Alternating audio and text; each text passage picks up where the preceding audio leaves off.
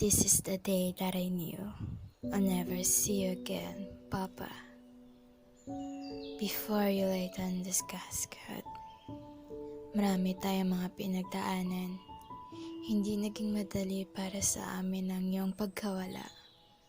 Pagkamat hindi namin na ipapakita ang pagmamahal namin. But I knew that you feel how much we love you.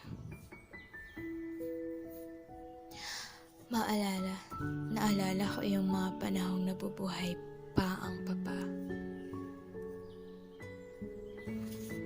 Sa tuwing naglalasing siya, hindi kami nakakatulog ng maayos dahil binabantayan namin ang bawat kilos niya. Dahil sa baka aawayin na naman niya ang inay. Madalas kapag lasing siya, natatakot kami ng mga kapatid ko. Kapag hindi namin sinunod ang mga utos niya, nakakatikim kami ng mga palo. Pamatay na palo. Madalas ako ang napapalo. Dahil sa katigasan ng ulo ko, paghihila ng buhok, tadyak, suntok, sampal, at puro masasakit na salita ang natatanggap ko kay Papa. Ngunit sa kabila ng lahat ng nangyari, hindi ko iniwan ang Papa. Kasama niya ako. Kahit noong panahon na nahihirapan siya, nandun ako sa tabi niya.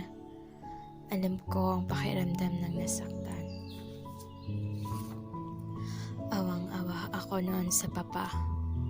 Lahat ng ginawa niyang mali sa amin, lalo na sa akin. Lahat ng galit ko sa kanya, napalitan niya ng sobrang pagmamahal ko sa aking ama. Ngayon wala ka na sa piling namin.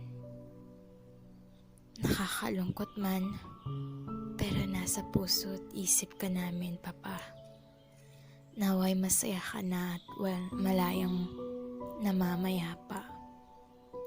Hanggang sa muli nating pagkikita, aming mahal na Ama.